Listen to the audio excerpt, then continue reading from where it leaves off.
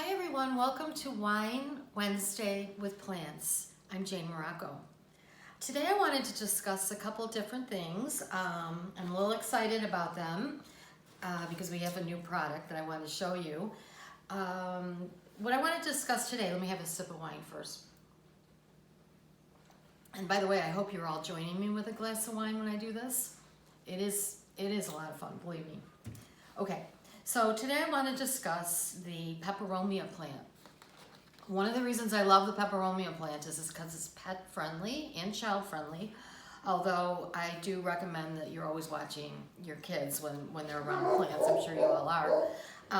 But I actually have two varieties here, and the first one I'm going to show you is this really pretty deep green peperomia. Sometimes it's called baby rubber tree.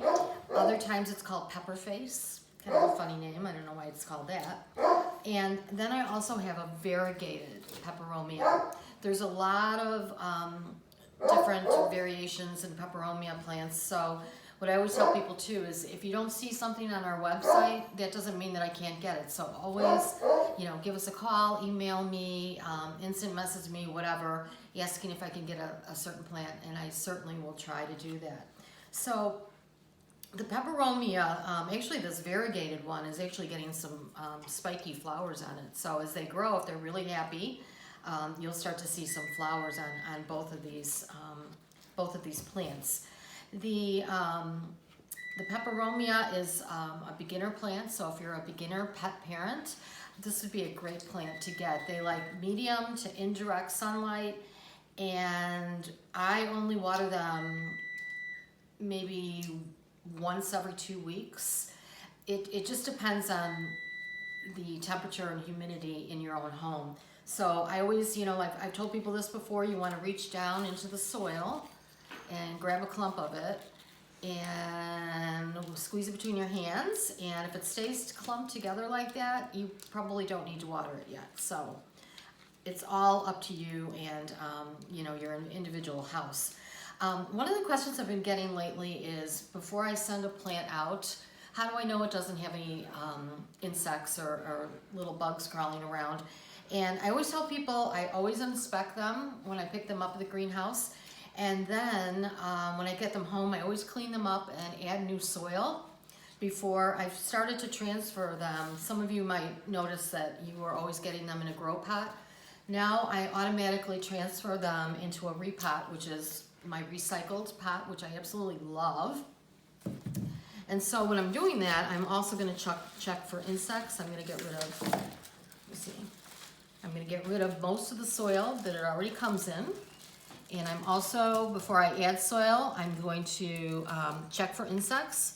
And the peperomias, usually the bug that really likes to eat them is the mealybug. And they're like a white, powdery, yucky bug.